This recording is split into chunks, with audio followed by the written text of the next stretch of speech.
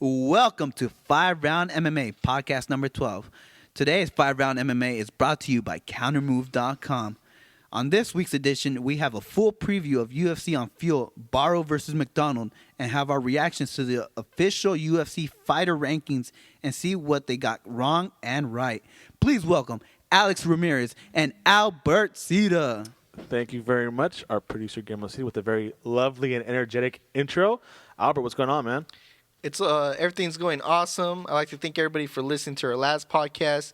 Real quick, if you haven't went to 5roundmma.com, click on staff picks, go to Countermove, and select your picks. There's a cash prize. Countermove.com. And it's 100% free, so I don't know why you would not sign up. We only have a limited amount of spaces left, so please hurry up, click on it, sign up. And if you guys have any questions, you can email us at 5roundmma@gmail.com. So with that said, let's get to it. This week's news and headlines. Guillermo, what do you got? Melvin Manoff wants fight with Wanderlei Silva in UFC.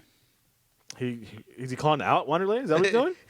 That's a confusing one. He knows Wanderlei has a fight with Brandon Stan, right? So, does win or lose? Does he want Wanderlei? I think he still thinks he's in Pride. Oh, is that what it is? So, okay, is win or lose, I'm going to beat you? Or even though I do want to give a shout-out because he's been training with Black House and Machida. Maybe that's why. And everybody knows when you train Machida, you up your game. But didn't Wanderlei train with Machida last, too? Yeah, and he upped his game. That's true. Secret. Even though he lost against Rich Strike. What else you got, Guillermo? Matt Mitrione versus Philip DeFry added on to UFC on Fuel TV 9. I can care less. Guillermo, you just made me freaking go days off. It's supposed to be news and headlines, Guillermo. Yeah. Ryan Couture to make UFC debut against Ross Pearson. Now, that's a pretty tough challenge for your first UFC fight. Ross Pearson, no joke, tough enough winner. Could it be a shot at Ryan Couture? Ryan Couture, maybe? I don't know if it's a gift or a curse. Because it's a gift, because if he beats him, he's shot right into the top 10. Yeah. If he loses, oh, man. And this last week, Dana White was saying, "Oh, Ryan, are you sure I can release you from your contract? You can go with your dad to Bellator if you want." It's hard to say if he can win that fight, but if he wins it, it's a big deal. Yeah, even Ryan Couture came out saying this week that he's even kind of worried for his son in the UFC now that he went to Bellator. Not even Bellator. He said it's a Spike TV deal, not a Bellator. He's not working with Bellator. He's signed with Spike TV. Dang. So get your facts straight, Dana White, before you start drama for your mama. Is that it? No more, Guillermo? All right, that's... oh, thank God. I didn't want to hear another Matt Mitrione headline. Maybe we wait till next week, see what happens. So stick around, because coming up, we got the official fighter rankings from the UFC and see what they got wrong and what they got right. I think they got a lot wrong. Yeah. Let's say 80% wrong. All right, so stick around, guys. All right, everybody. If you like what you hear out there and want to hear more of it, make sure to follow us on Twitter at 5roundmma and always check out the website, 5roundmma.com. This edition of 5RoundMMA is brought to you by countermove.com, the world's leading fantasy MMA website. Go and get your picks on at countermove.com. The first official UFC Fighter Rankings. What did they get right and what did they get wrong? You got a lot wrong. All right, let me take out my laundry list. And look, see, you hear that? That's a laundry list. All right, so this is more like a contenders list, right? Because if one of the rules was if you're a champion in your division, you can't be ranked in your division. So in theory, Cain Velasquez is not a top heavyweight. No, he's the champ. So he's not. So he's not ranked number one. So for example, the number one heavyweight is Junior Dos Santos right now. So he's basically the number one contender, correct? I think it's like 90 people took up 90 media members, official MMA media members, to make up this horrible list. So Albert, what grievances do you have with all of them? I got a lot of them. I don't even know where to start, but let's start at heavyweight. Okay. Let me tell you one thing. I think the only reason they put Shane Carwin at number 10 is because they're scared to put Josh Barnett because he hasn't signed a contract yet. Yeah, he hasn't signed. So these are all strictly UFC fighters, which is the first step wrong with this list. But go ahead. All right, so the first thing is Josh Barnett needs to be at 10. But he hasn't signed a contract, so I won't hammer him that much. Very true. And Daniel Cormier, come on. All right. Take out your pins, and I'll tell you how this works. Okay. Okay, ready? On the UFC list, he's number 3. Yeah, Fabricio's number 2, but let me tell you why that's wrong. Okay. You ready for this? Go ahead. Okay, Overeem beat Fabricio Verdum. Yes, okay. he did. Okay, hold on. Okay, I'm listening, bro. Come on. Okay, Overeem lost to Bigfoot. Yes, he did. Daniel Cormier beat Bigfoot. Yes. Thus beating all three, Yes. putting them at number 2. Yes. And Fabricio Verdun belongs at number 3. True. I followed you, and I. And of course, why is okay? Being the gatekeeper doesn't mean you're at number 5. Gatekeeper like number means 10, you're right? down to number 8, Yeah, at least. above Roy Nelson, but below Big Nog. This is Yeah. where you belong. And Big Nog hasn't really been active. No, I mean he has. His last week is Ed Herman, right? Peter Yeah, Herman? and then Brandon of NFL. Brandon Schwab. The hybrid. The hybrid Yeah, of what though? the What are you hybrid of? It's Shab. Shab. What are you Like I hybrid said, of? if I don't know Anyways, your name, you don't belong in the UFC. But that's the heavyweight thing. The light heavyweight. First of all, really, Mousasi number 10. Yeah, Mousasi number that's 10. Kind of a lack of respect for a well-traveled Strikeforce Yeah. fighter who's been around in the game for a long time. Mousasi needs to be up there in the top 5. And Little Nog just barely came off of a win. An unimpressive win in his Yeah, top it wasn't five. even impressive as it is. So I don't know why Mousasi's down there. And come on, people, Machida deserves to be champion. Yep. I don't know why it says John Jones. It's a shit, little Machida. He did beat Machida. He He beat Machida. Okay. Anyway, he belongs at number 1. Yeah. And then we keep going down to middleweight. And my only beef here is how the heck does Michael Bisping stay in top 3? How does he do it? That's strange. And Luke Rockhold needs to be way higher. Come on, he's a Strikeforce. Every other Strikeforce champion's got some love in these mix-up, but Luke Rockhold doesn't. Yeah. He needs to go up there. Michael Bisping needs to go way down there. Yeah, I don't know about Chris Weidman being the number 1 contender. I mean, like, Yeah. is he a contender by just because nobody left, right? Basically. Yeah, that doesn't make you the best for middleweight under Anderson Silva, does it? Yeah, Hector Lambert number 8.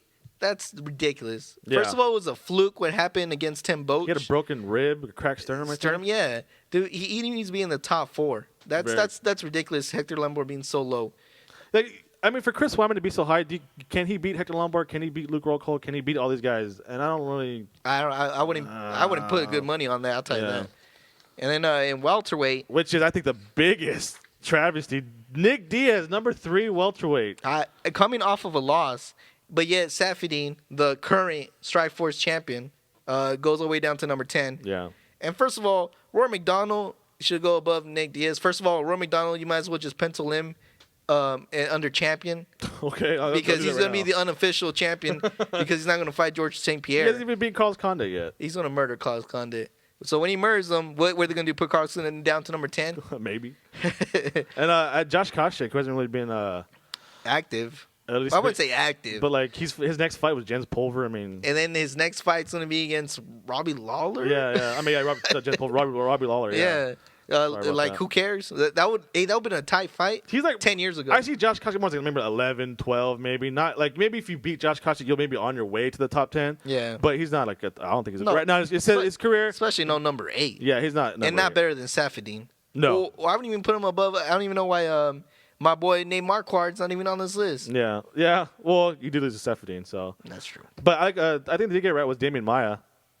Three wins in a row. Oh, yeah. No, he deserves to be up there in the top 5. Yeah, I think he reinvented himself in welterweight. So you got that right. Next, we got the lightweight. Yeah. I guess you can argue back and forth about Gilbert and Anthony Pettis. But Especially with Pettis dropping down. yeah, now, but so. you can't argue that Gilbert Melendez deserves a title shot, so he should be at number 1. And I don't know about Gray Maynard. Is he number 3? I mean, like, here's the thing. He beat Clay Guida, who beat Anthony Pettis. So by elimination? by default, you belong in top 3. God, this ranking stuff's so tricky, isn't it? Well, if he beat that guy and he beat that guy and put him in here, then yeah, he could beat him. So maybe he's number 3. And then finally, we get to the positive side. I 100% agree with the featherweight. Oh, yeah. I see There's nothing wrong with featherweight. Yeah. We go to bantamweight. The only thing is I would put Eric Perez in there, probably top 5. 3 straight But- wins. 3 yeah. impressive wins. But other than that, it's pretty accurate. Flyweight. You don't think Dominic Cruz is not an active fighter? Should he be ranked? Well, here's He's the thing. been out and he's going to continue to be out. We don't know when he's going to come back, so Yeah. you can't really score many. I mean, who knows? He But might. especially when they say that it's going to be updated after every major pay-per-view. So why not give Renan Barrio credit? Like, put him as number 1 right now. Right now, out of active fighters, is he not the And best? this is why Alex should run for president of the United States, because he just got my vote. And that's true. Dominic Cruz needs to be out of this. Is he not like right now Yeah. the active best bantamweight in the world right now? That is 100% correct. But again, I stand corrected. Apparently, we are not official MMA UFC media, so we don't get to vote on this stuff. But And flyweight, that's 100%. I mean, it's still fairly new, so those rankings are pretty accurate. yeah, Now, let's get to this disgusting pound-for-pound list. let me just get it out of the way. okay. Frankie Okay, Edgar. so their pound for pound is number 1 Anderson Silva, 2 John Jones, 3 GSP, 4 Jose Aldo, 5 Benson Henderson, 6 Cain Velasquez, 7 Dominic Cruz is not active, 8 Demetrius Johnson, 9 Frankie Edgar, and 10 Dan Henderson. So what are your grievances there? Okay, let's get this straight. How is Frankie Edgar number 4 in his own weight class, but number 9 in a pound for pound? How, in what universe does that make sense? Because usually 1 through 8, they're a champion in each division. That's telling me that Chad Mendes, Ricardo Lamas, and Chang Song Huang should be in the pound for pound before Frankie Yeah, Edgar. exactly. But yeah, Frankie Edgar needs to get taken out of that list. Hannah Barao needs to be put on that list. Yeah, true. And- He's what, 31-1, isn't he? Yeah, and then I would swap that Ben Henderson, Cain Velasquez. I think Cain's more of a pound for pound than Ben Henderson, and I think John Jones needs to go beneath Jose Aldo. Yeah, I think with Cain and Benson, I think you give them advantage for finishing fights. Cain has he finished Bigfoot and he almost finished JDS. So You guys didn't mention Tud Duffy in the heavyweight discussion. That's exactly my next point. Because Number I 11? would Number 11 maybe. if they would have called me, I'm pretty sure they would tell me get the heck out of the room, because I would have just put a big old scratch mark and write Tud Duffy. Oh yeah! Or in big prints For every division. Or for what? every division. Okay, Todd Duffy, everybody. From pound the to number pound. 1 flyweight in to the all world. one. Yep. And I'm pretty sure he could do it. The man weighs 270 pounds. Well, here's the thing. He just registers his hand as a flyweight, and he dominates the whole the whole category. But yeah, don't worry. Tud Duffy will get his day. He just needs one more named fighter up there, and bam, he gets boosted up to the top 5 heavyweight. Boom, he's pound for pound right under Cain Velasquez. Oh, now. there you go. Yeah, so UFC posted theirs, and we here at FiveRoundMMA took the great task of posting our own and compiling our own top 10 rankings for each division, and also pound for pound best fighters. So make sure to check up on the website, which will be up tomorrow. I mean today, tomorrow, right? Or when is it going to be up? It's going to be up this week. Let's say that. Yeah, it'll be up this week. But we keep in mind we included everybody from Bellator, to some of the flyweights who aren't actually in the UFC right now. So yeah, let us know what you guys think. Maybe if you guys have your own top 10 lists, email us, leave us comments. I mean, more feedback the better. Tell us if you completely agree or disagree. And yeah, have fun with it, guys. It's top 10. I mean, it's all opinionated, so nobody can be wrong.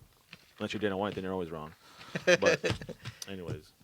All right, coming up, we have a full preview of UFC on Fuel, Barao versus McDonald. Stick around, guys. All right, everybody. If you like what you hear out there and want to hear more of it, make sure to follow us on Twitter at FiveRoundMMA, and always check out the website, FiveRoundMMA.com. 5RoundMMA is brought to you by SportsSceneTV.net. Get all your prep school sports information at SportsSceneTV.net. 5RoundMMA is brought to you by True Athletes Training Systems. Unlock your inner athlete at TrueAthletes.com. It's fight week. UFC on Fuel. Barao versus McDonald. Is this title fight being overlooked, Alex? Actually, yeah, because like I haven't seen anything for this fight at all. I mean, you have to go maybe a banner here on the internet. That's about it. I mean, here's the sad part. It's because it's the card, not because of the main event. The main event is awesome. It's just the card. I mean, and with all this talk, like I mean, this whole week. Oh, did you see UFC primetime Ronda Rousey? Oh my God! Like, there's a fight this week, everybody. Yeah. UFC's never putting the fight. There's a fight. There's a title fight at that. And one of the top fighters in the world is fighting the main event. you can actually go to countermove.com and actually Yes, select they your do. picks for this fight. So go to countermove.com and actually, like you said, put your picks on the fight. But it is being the championship is being overlooked, but it's just the whole fact of the card. And it's in London too, right? And it's in London as well, so it's going to have a weird time slot. Yeah. But a couple of fights to pull out from here. One is actually the first fight, Matt Riddle. Matt Riddle's a beast if you haven't seen him. Yeah. He's what Clay Guida was. Used to be Yeah. So that should be a fun fight. before Greg Jackson got his hands on him. Yeah. And then the other one is Ryan Jimmo versus James Huna. Man, Oh, yeah, James this Huna, is a yeah. pay-per-view fight. I don't know why anyone's not hyped up, I dude. think a lot of people, James Huna's knocking on the top 10 light heavyweight door, I think. But do you not remember Ryan Jimbo's knockout? Yeah, He tied. What did he tie the record? He came in second. I think so. Pretty close, right? Yeah. So I have no idea why Dana White isn't pleading everybody to see this fight. I don't even know why this isn't even the co-main event. Or you can even push it a week ahead and give him, put him in Anaheim, right? Trust me, that one's going to be an awesome fight. Yeah, 2 up-and-coming light heavyweights. And then we're going to skip through. We're going to use our powers here and just skip through 2 fights. And we're going to go straight to Cub Swanson versus Dustin Poirier. Featherweight bout. Featherweight bout. A very important This featherweight is bout. huge. Dustin Poirier ain't no joke. He is coming off of a loss. But he is awesome. Cub Swanson No is on a joke. tear. Yep. So this is going to be an awesome fight. And we're really going to see where the featherweight division is after this fight as well. Well, especially, yeah, but then also kind of, Anthony Pettis going down. To, Oh, yeah. So Kind of bumps everybody down. maybe the next in line for Ricardo Lamas, maybe. And then Or Ted Mendez. finally we get an actual contender for Henry Barao. Yeah. Michael McDonald, the knockout king. After he basically, well, didn't even break a sweat for Uriah Faber, right? And Uriah Faber's no joke, and Barao took care of him. Just took care of him. And Michael McDonald's been on a vicious tear, so that's going to be a good matchup. Top But 2 active bantamweights Yeah. in the world. And the question is the fight being overlooked? The answer is yes. Yeah, Barao's 31-1. McDonald's 15-1. They're both on. They've won their last 5 fights. I think they're both undefeated in the UFC. Yeah. So almost rare. A rare And thing. Ryan Jimbo versus Yeah. James Huna. I'm telling you. That's A rare awesome. thing. A champion and a worthy number 1 contender in the UFC nowadays for a title fight, huh? Don't you think? Yeah. It's becoming a rare thing now. Very rarity. I know people should actually appreciate this fight just because It's this the- is the actual number 1 contender. Yeah. He didn't call nobody out. Yeah. He didn't campaign for it. Very true. He earned it. Yep. So that about does it for us today for 5 Round MMA. Make sure to check in next week. We'll have a full preview of the big one, or supposedly what we're supposed to believe, UFC 157, Rousey versus Carmouche. I'm not going to lie. I cried when I watched the Oh, I was saying around the the prime time. And we'll also have a full review of UFC on Field, Barao versus McDonald. Make sure to follow us on Twitter at 5RoundMMA. Subscribe to us on iTunes and YouTube. Always check the website, 5roundmma.com, which you'll now see this week are rankings for each weight class and pound for pound. Albert, got any final words? Oh, yeah, even though I just made that comment, their trailer was horrible. I mean, the prime time, it was sympathetic, whatever. fight preview? Yeah, but the fight preview, horrible. What's his name? John Anik. He can't do a voiceover to save No, his life. listen. Let me help out. There Joe. goes Ronda Rousey. I gotta help out Joe Silva again. Let me throw my application in because I'm a video editor. I can make a better job than that. Yeah, I don't know why they didn't use a commentary from her actual Strikeforce fights. Why did they do a cheap voiceover? Why is she holding a piece of paper with her name on it, handwritten? Bro, I don't know.